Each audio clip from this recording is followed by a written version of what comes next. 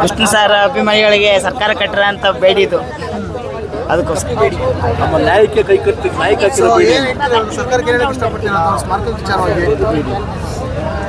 ಸ್ಮಾರಕ ಅದು ಮೈಸೂರಲ್ಲಿ ಆಗೈತೆ, ಅದೇ ಥರ ಇಲ್ಲಿ ಬೆಂಗಳೂರಲ್ಲಿ ಆಗಲೇಬೇಕು ಅಂತ ನಮ್ದು. ಬೆಂಗಳೂರಲ್ಲಿ ಪುಣ್ಯಭೂಮಿ ಬೇಕು ಸರ್. ನಮಗೆ ಬೆಂಗಳೂರಲ್ಲಿ ಬೇಡಿ ಹಾಕಿರೋದೇ ಇಷ್ಟೇ. ನಮಗೆ ಪುಣ್ಯಭೂಮಿ ಕೊಡದೇನೆ ನಮಗೆ ಬೇಡಿ ಹಾಕಿ ನಮ್ಮನ್ನ ಕಟ್ಟಾಕಿದ್ದಾರೆ. ನಮಗೆ ಇವಾಗ ನಿಮಗೆ ಗೊತ್ತಿರೋ ಮಟ್ಟಿಗೆ ಹಿಂದೂ ಸಂಸ್ಕೃತಿಲಿ ಒಬ್ಬ ವ್ಯಕ್ತಿನ ಮಣ್ಣು ಮಾಡಿದ ಜಾಗನೇ ನಮಗೆ ಪುಣ್ಯವಾದ ಸ್ಥಳ, ಅದು ದೇವಸ್ಥಾನ ಆಗುತ್ತೆ. ಆ ಜಾಗನ ನಮಗೆ ಕೊಡೋವರೆಗೂ ಈ ಬೇಡಿನ ನಾವು ತೆಗಿಯಲ್ಲ ಸರ್. ಸರ್ ಇವತ್ತೇನಾದರೂ ಅವರು ಕೊಡಲಿಲ್ಲ ಅಂತಂದರೆ ಮುಂದಿನ ಹೋರಾಟ ಪ್ರಾಣ ಹಾನಿ ಆದರೂ ಆಗ್ಬೋದು, ಹೇಳೋದಕ್ಕಾಗಲ್ಲ ಸರ್. ಸರ್ ನಮಗೆ ನಾರಾಯಣ್ ಗೌಡರು ಬರ್ತಾ ಇದ್ದಾರೆ, ಇನ್ನು ಹೆಚ್ಚಿನ ಕನ್ನಡ ಪರ ಹೋರಾಟಗಾರರು ಬರ್ತಾ ಇದ್ದಾರೆ, ಎಲ್ಲ ತುಂಬ ಜನ ಸಾಥ್ ಕೊಟ್ಟಿದ್ದಾರೆ ಸರ್ ನಮಗೆ.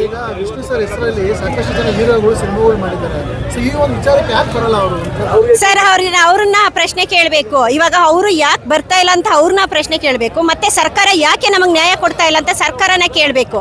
ಇವಾಗ ಅವರೆಲ್ಲರೂ ಇಲ್ಲಿ ಬರಲಿ ಅನ್ನೋದೇ ನಮ್ಮ ಹೋರಾಟ. ಆದರೆ ಯಾರೂ ಬರ್ತಾ ಇಲ್ಲ. ಯಾಕೆ? ವಿಷ್ಣು ಅಪ್ಪಾಜಿ ಕರ್ನಾಟಕದಲ್ಲಿ ಹುಟ್ಟಿ ಕರುನಾಡಲ್ಲಿ ಬೆಳೆದು 210 ಸಿನಿಮಾ ಕೊಟ್ಟಿದ್ದಾರೆ. ಏನು ಕಮ್ಮಿ ಮಾಡಿದ್ದಾರೆ ನಿಮಗೆ ಅಂತ ಒಬ್ಬ ವ್ಯಕ್ತಿ ಮೇರು ನಟನಿಗೆ ಯಾಕೆ ಈ ಥರ ಅನ್ಯಾಯ ಮಾಡ್ತಾ ಇದ್ದೀರಾ? ಯಾಕೆ ಈ ಥರ ಮೋಸ ಮಾಡ್ತಾ ಇದ್ದೀರಾ?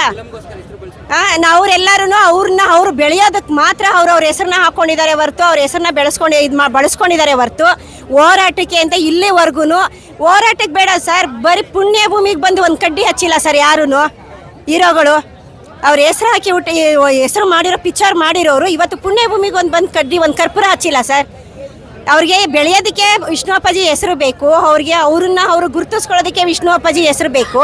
ಯಾಕೆ ಈ ಹೋರಾಟಕ್ಕೆ ಬರೋಕ್ಕಾಗಲ್ವಾ ನೀವು? ನಿಮಗೆ ಎಲ್ಲರಿಗೂ ನಾವು ಇದು ತಾಂಬೂಲ ಕೊಟ್ಟು ಕರಿಬೇಕಾ? ನಿಮಗೆ ನೀವು ಅಭಿಮಾನಿಗಳಲ್ವಾ? ಅದರಲ್ಲಿ ಅಚ್ಚೆ ಹಾಕಿಸ್ಕೊಂಡು ತೋರಿಸ್ತೀರಾ ನಾವು ಅಭಿಮಾನಿ ಅಂತೀರಾ?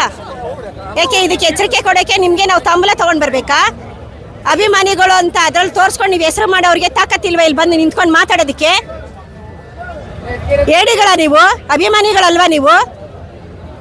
ಯಾಕೆ ಸರ್ ಇಷ್ಟೊಂದು ಅನ್ಯಾಯ? ಏನು ಮಾಡಿದ್ದಾರೆ ಮೋಸ ನಿಮಗೆ? ಅವರು ಎಲ್ಲದರಲ್ಲೂ ಅನ್ಯಾಯ ಮಾಡ್ಕೊಂಡು ಬಂದಿದ್ದೀರಾ. ಒಂದು ಪ್ರಶಸ್ತಿ ಕೊಡೋದ್ರಲ್ಲೂ ಅನ್ಯಾಯ ಮಾಡ್ಕೊಂಡು ಬಂದಿದ್ದೀರಾ, ಒಂದು ಇದರಲ್ಲಿ ಪ್ರತಿಯೊಂದರಲ್ಲೂ ಅನ್ಯಾಯ ಮಾಡ್ಕೊಂಡು ಬಂದಿದ್ದೀರಾ. ಅವ್ರ ಪಿಕ್ಚರ್ ಓಡಬೇಕಾದ್ರೆ ಕಾರ್ಡ್ ಪುಡಿ ಹಚ್ಚಿದ್ದೀರಾ, ಕಲ್ಲೊಡ್ದಿದ್ದೀರಾ, ಪ್ರತಿಯೊಂದರಲ್ಲೂ ಅನ್ಯಾಯ ಮಾಡ್ಕೊಂಡಿದ್ದೀರಾ. ಇವಾಗ ಅದನ್ನ ಯಾವುದೂ ನಾವು ಕೇಳ್ತಾ ಇಲ್ಲ. ನಾವು ಕೇಳ್ತಾ ಇರೋದನ್ನ ಎಕರೆಗಟ್ಟಲೆ ಜಮೀನು ಕೇಳ್ತಾ ಇಲ್ಲ.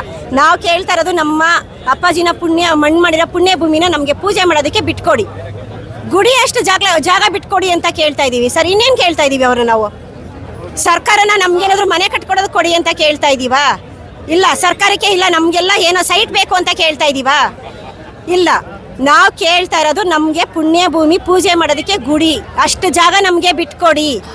ನಮ್ಮ ಅಭಿಮಾನಿಗಳ ಜೀವ ಇರೋವರೆಗೂ ಅಭಿಮಾನಿಗಳು ನಿಮ್ಮದು ಫೋಟೋ ಇಟ್ಕೊಂಡು ಪೂಜೆ ಮಾಡ್ತೀವಿ.